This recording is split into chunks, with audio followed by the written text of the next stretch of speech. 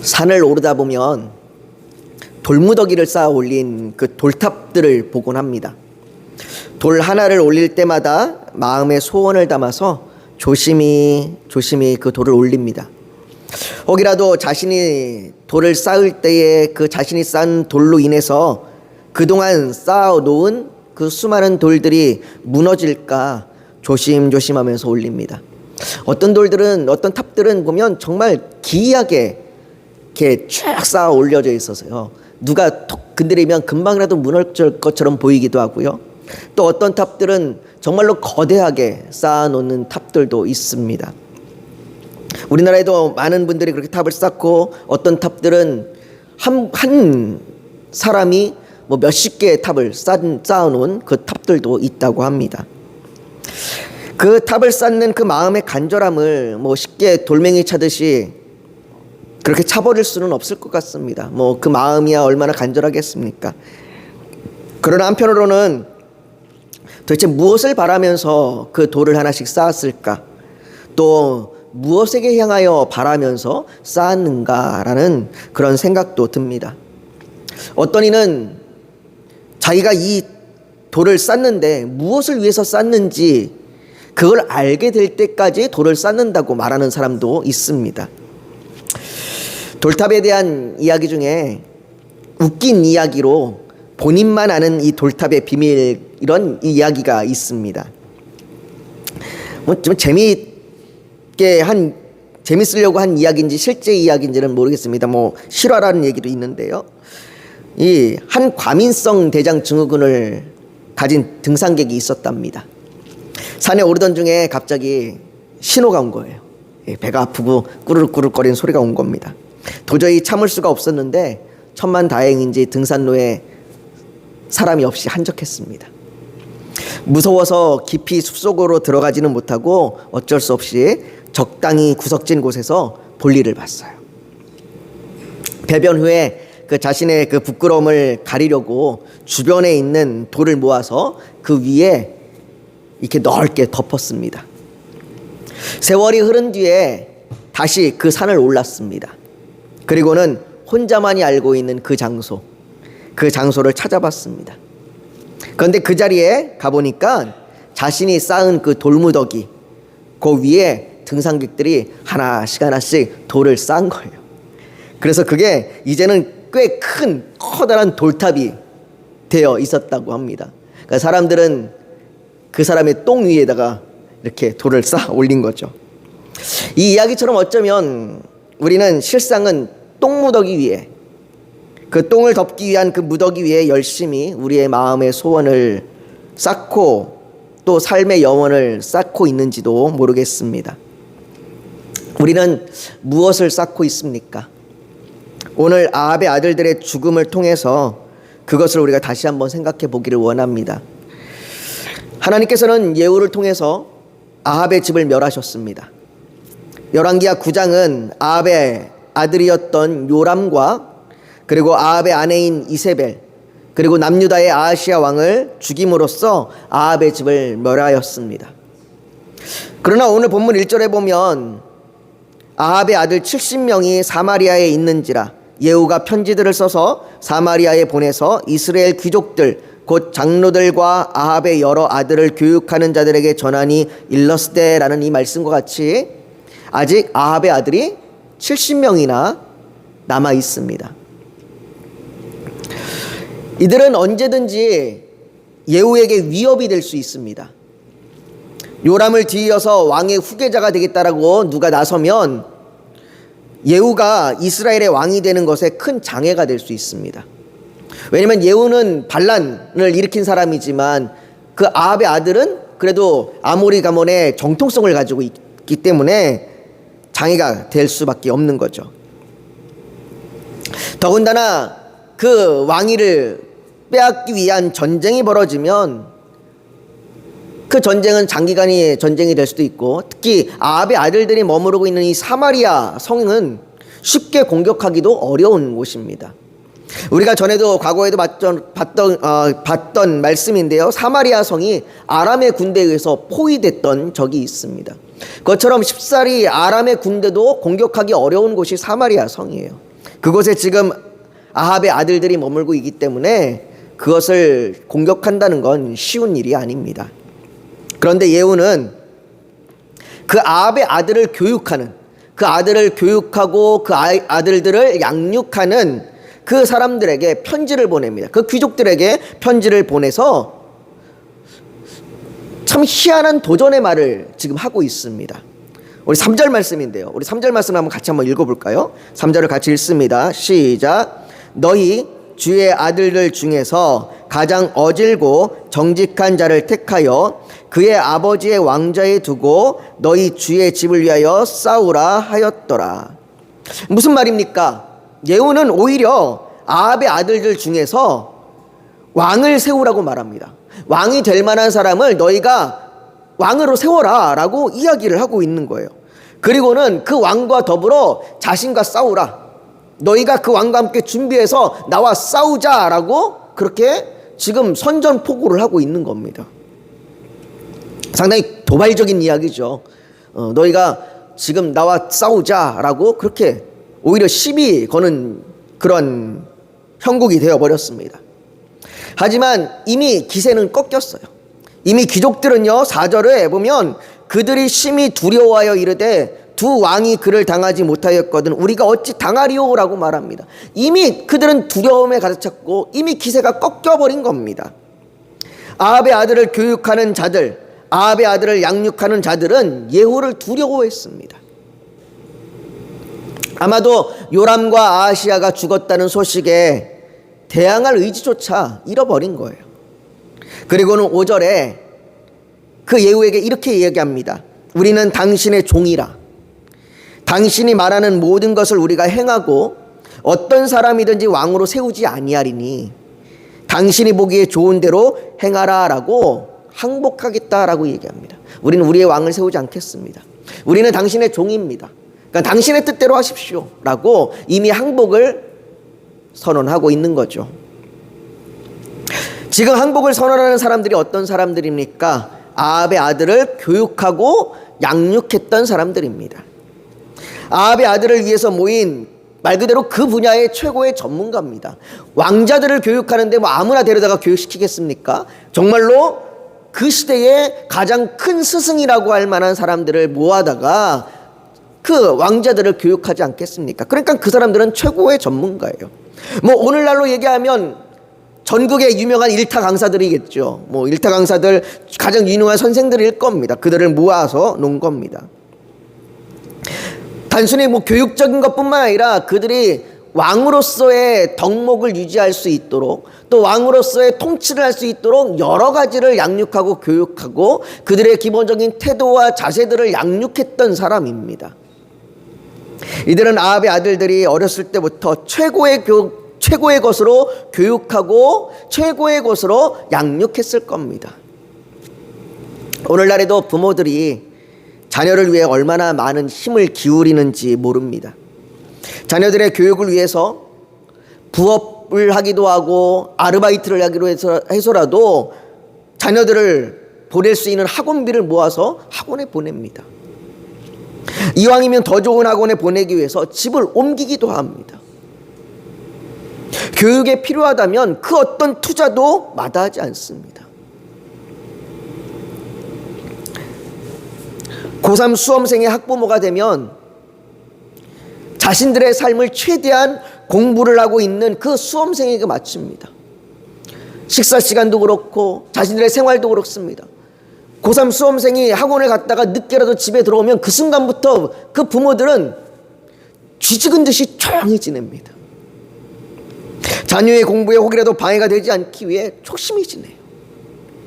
그 심리학자인 그 교수님이 그런 얘기를 하더라고요. 자기도 수험생 아버지래요. 자기도 수험생 아버지인데 자기의 와이프, 자기의 아내는 그 자녀가 시험 공부를 하고 있으면 자기도 시험 공부하는 것 마냥 그렇게 긴장을 하고 있대요. 그래서 그 교수님이 그 아내한테 그랬대. 우리 가서 영화라도 한 편 보고 오자 그랬더니 안 된다고. 아니 시험 공부라는 건 자녀인데 왜 부모가 그렇게 긴장을 하고 영화 한 편도 못 보면서 그러고 있느냐. 근데 그게 우리나라 부모의 심정이라는 거죠. 자녀가 공부하고 있으면 자녀를 위해서 뭐든지 투자하고 자녀를 위해서 어떤 것이라도 다 하려고 합니다. 교육뿐만이 아닙니다. 어린 자녀들에게 좋은 것을 먹이기 위해서 가격이 비싸더라도 유기농을 택하고, 또 아이들 사이에서 유행하고 있는 것에 뒤처져서 혹이라도 자기 아이가 소외될까 무시될까 염려하면서 부족함이 없도록 해주려고 합니다. 나는 굶어도 자녀가 필요한 건 해주려고 하는 게 부모의 마음이죠. 이건 비단 부모가 자녀를 양육할 때뿐만이 아닙니다. 사람들은 자신의 성공을 위해서 스펙을 쌓고 인맥을 쌓습니다. 내가 얼만큼 내 인생에서 쌓아 올린 것이 많은가에 따라서 성공과 삶의 질이 달라집니다. 심지어 이런 모습은요, 교회 안에서도 있습니다. 연말이 되면 교회마다 새롭게 교역자를 뽑습니다. 부교역자뿐 아니라 교회들 중에는 담임 목사를 새롭게 청빙하는 교회들도 있지요. 서울이나 수도권에서 조금만 규모가 있는 교회면 부교역자나 담임 목사 청빙을 지원하는 분들이 그래도 꽤 있습니다. 그래도 이력서가 꽤 많이 들어오고 또 많은 분들이 청빙을 요구하기도 합니다. 그래서 그 많은 이력서들 중에서 학교 다닐 때 성적이 어땠는지, 박사과정을 밟았는지, 또 어디서 박사과정을 했는지 등 이력에 남는 것들도 아주 청빙의 중요한 요소가 되기도 합니다. 하지만 지방으로 조금만 내려가도요, 교역자를 구하는 것이 어렵다고 합니다. 우리나라 지금 한국교회가요. 올 초에도요, 군산에 있는 한 교회는요, 그래도 그 교회가 작은 교회가 아니더라고요. 중고등부 학생들이 그래도 한 30-40명 정도 모입니다. 여러분들 요즘 중고등부 학생들 30-40명 정도 모이는 교회면요, 장년들이 그래도 몇백 명 정도 되는 그런 교회 정도 됩니다. 그런데 그 교회가요, 그렇게 학생들이 모이고 장년들이 모이는 교회임에도 불구하고 사역자가 없어서, 그 중고등부를 담당한 사역자가 없어서 한 달간만 임시로 주일에만 와서 말씀이라도 전해줄 수 있으면 좋겠다라고 그렇게 부탁을 하는 교회들이 있습니다. 성도들도 마찬가지입니다. 교회에서 직분은 교회를 세우기 위해 섬기는 일을 맡는 겁니다. 그러나 이런 이해를 가지고 있으면서도 직분을 직급처럼 여기는 경우가 많습니다. 지금도 심지어 어떤 분들 중에는 집사보다 장로가 높다라고 생각하시는 분들이 여전히 교회 안에도 있습니다. 사역과 봉사도 마찬가지예요. 사역과 봉사가 섬기는 일보다 스펙을 쌓는 자리로 바뀌어 버리기도 했습니다. 어떤 직에서 얼마만큼 봉사를 했느냐, 그것이 자신이 권사를 청빙받는데, 장로가 청빙받는데 유리하게끔 이용되는 경우들도 있고,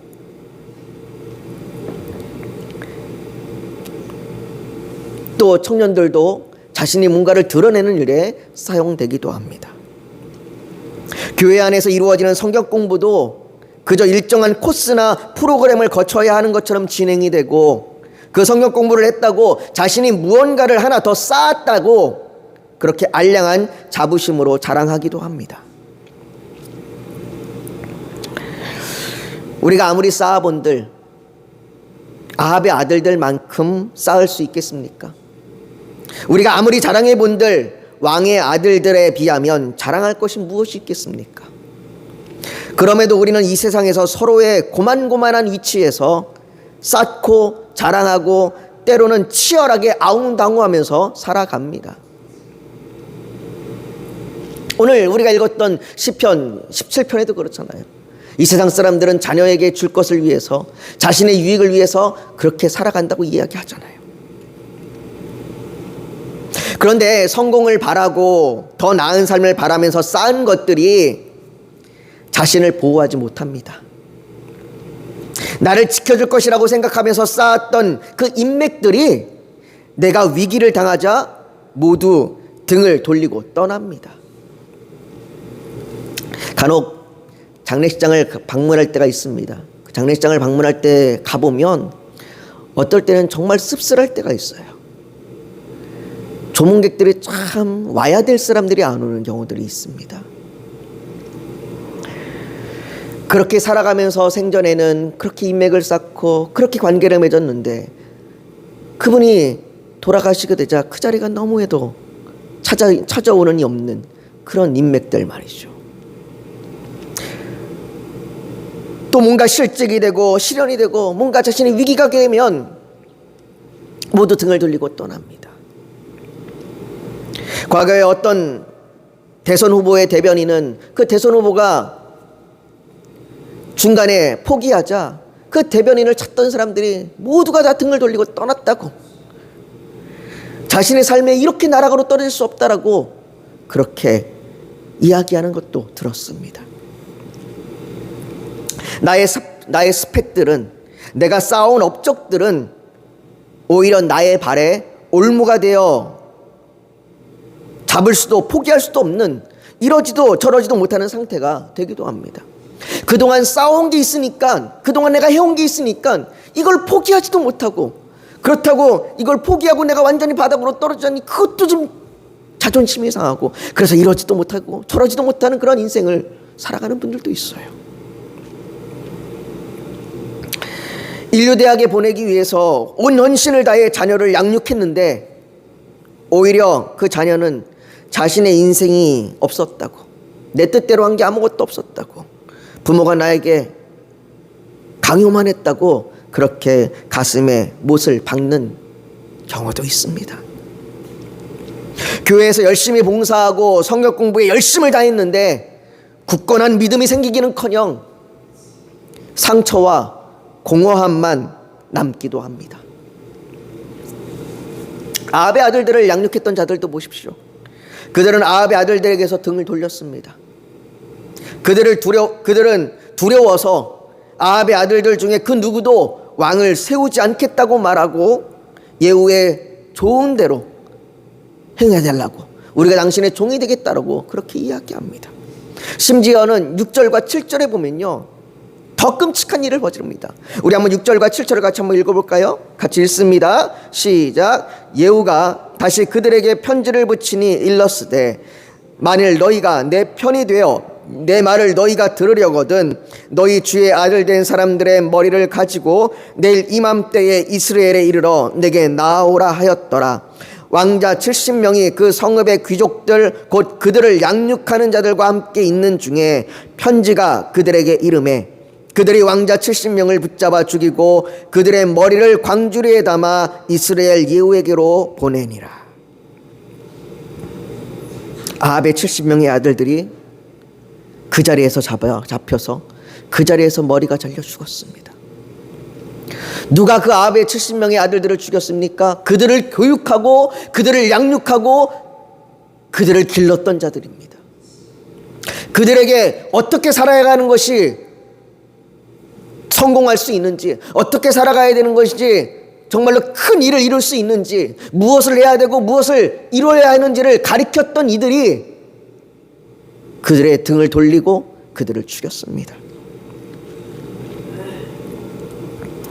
예후는 그렇게 자신에게로 가져온 아합의 아들들의 머리를 두 무더기로 쌓아 내일 아침까지 문 어귀에 두라라고 말합니다.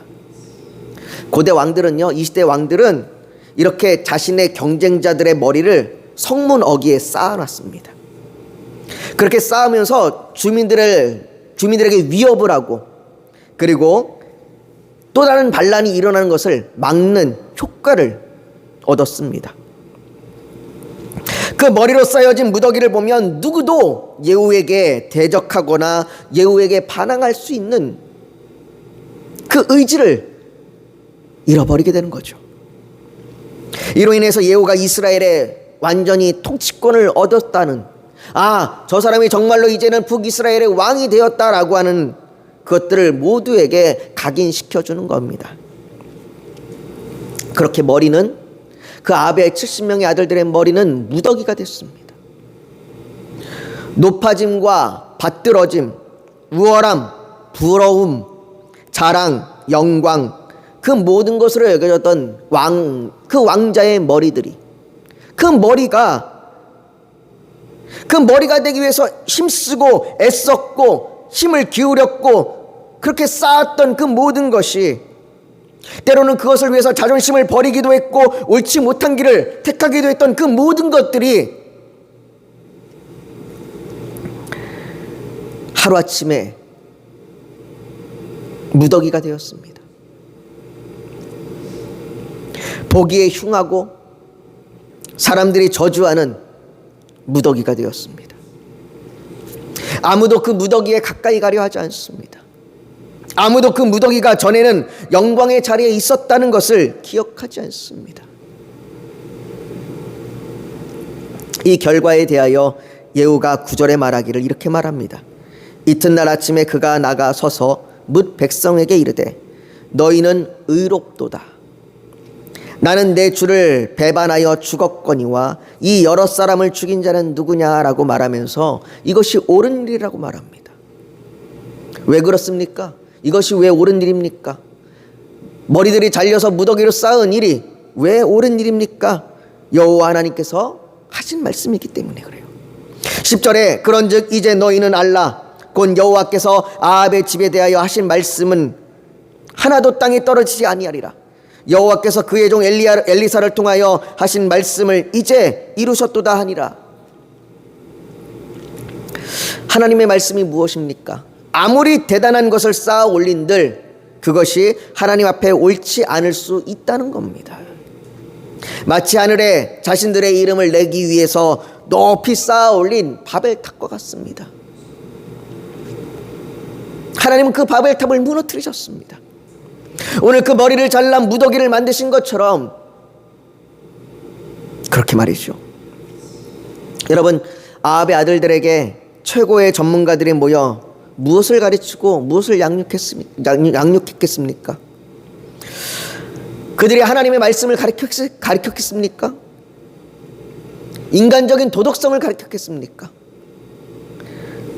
그들이 아합의 아들들에게 가르쳤던 건 권력을 잡기 위해서 많은 풍족과 풍요를 이루기 위해서 어떻게 이익을 얻을 수 있는지, 폭력을 사용하는 방법, 바알과 아세라를 섬기는 방법, 사람들을 통제하는 방법, 이런 것들을 가르치지 않았겠습니까?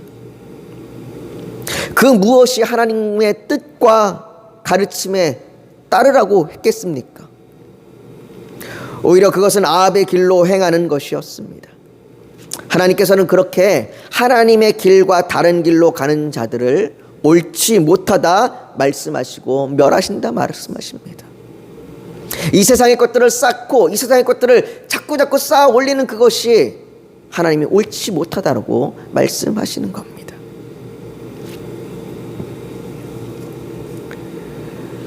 사랑하는 성도 여러분, 오늘도 우리는 무엇을 쌓고 있습니까? 한순간에 무너져 무더기가 될 것들을 쌓아 올리고 있는 것은 아닙니까?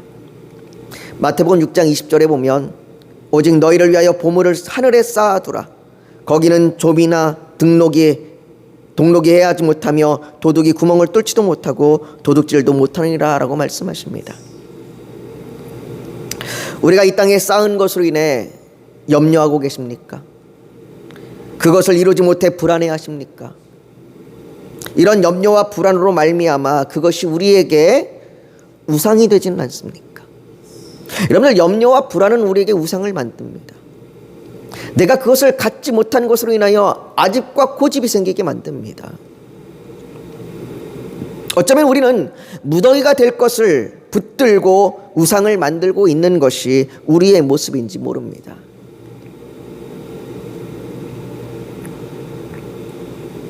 그런 우리의 모습 앞에 하나님께서 오늘 본문을 통해 그것이 모두 무너질 것이라 라고 말씀하십니다. 그것이 무더기가 될 거라고 말씀합니다. 우리가 쌓아야 할 것은 하나님의 나라를 위하여 쌓아야 합니다. 하늘에 소망을 두며 기도를 쌓고 믿음으로 인한 삶을 쌓아야 합니다. 하나님의 거룩과 정의를 쌓아야 합니다. 오늘 우리가 하나님께 내가 나의 인생의 무더기가 될 것을 쌓는 그 인생을 회개하고 하나님을 소망하며 하나님의 나라를 위해 믿음의 삶을 쌓도록 나를 도와달라고 그렇게 도움을 구하면서 우리가 오늘 주님 앞에 지금 기도하며 나아가기를 소망합니다. 여러분들 이 시간 우리가 무엇을 쌓고 있는지를 돌아보십시오. 내가 무엇을 소망하며 가고 있는지를 돌아보십시오. 그리고 그 돌아본 중에 우리가 정말로 지금 무더기 같은 것을 쌓고 있다면 주님 용서해달라고 기도하시고, 주님 우리에게 옳은 길로 하나님의 그 믿음의 길로 선한 것을 쌓을 수 있도록 우리에게 힘을 달라고 같이 기도하며 나아가기를 간절히 원합니다. 같이 기도하겠습니다. 거룩하신 아버지 하나님, 우리가 이 땅을 살아가면서 우리가 정말 헛된 것을 쌓지 않게 하여 주시옵소서. 아버지 하나님, 우리가 우리를 도울 수 있다고 믿었던, 우리가 우리에게 힘이 될 거라고 믿었던 그 헛된 것들을 쌓는, 그래서 그것들이 우리의 우상이 되어버린 우리를 용서하여 주시옵시고, 아버지 우리가 주님 앞에 진실함과 거룩함으로 믿음으로 우리가 하나님의 뜻을 이루며 나아갈 수 있도록 하나님의 나라를 위하여 쌓게 하여 주시옵소서.